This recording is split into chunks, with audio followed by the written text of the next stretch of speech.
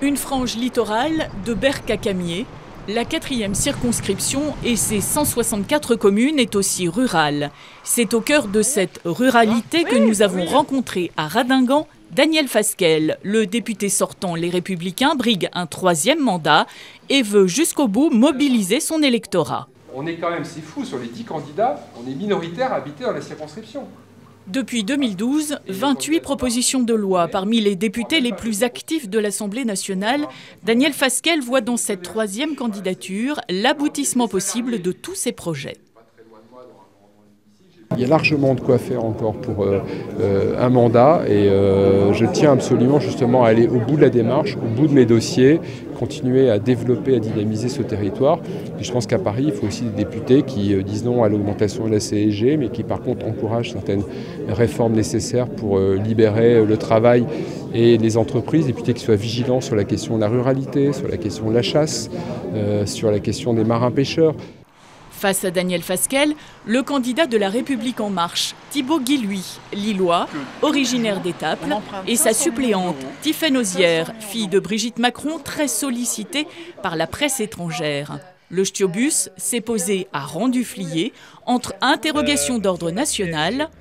Vous dites qu'il y a les retraités aisés. À partir de quelle somme vous pensez qu'un retraité est aisé? Alors, jusqu'à 20 000 € de retraite, il ne paiera plus sa taxe d'habitation, donc ça compense très largement le paiement de la CSG.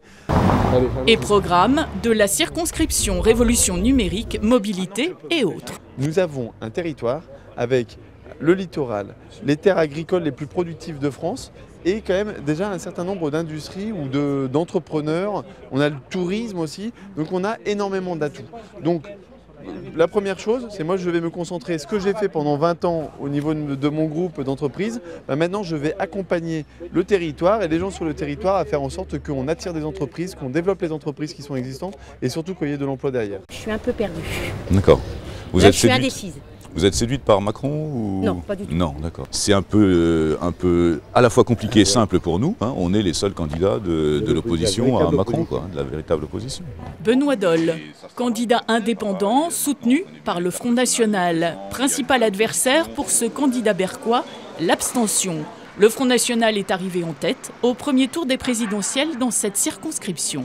Mon travail local, en tout cas la partie locale de mon travail, ça sera de rééquilibrer ce territoire, d'apporter mon soutien aux petites communes, aux communes et aux petites communes en particulier, qui sont partis dans une espèce de course au gigantisme avec les communautés d'agglomération et les fusions de communes, qui est quelque chose qui fait perdre beaucoup en termes de proximité.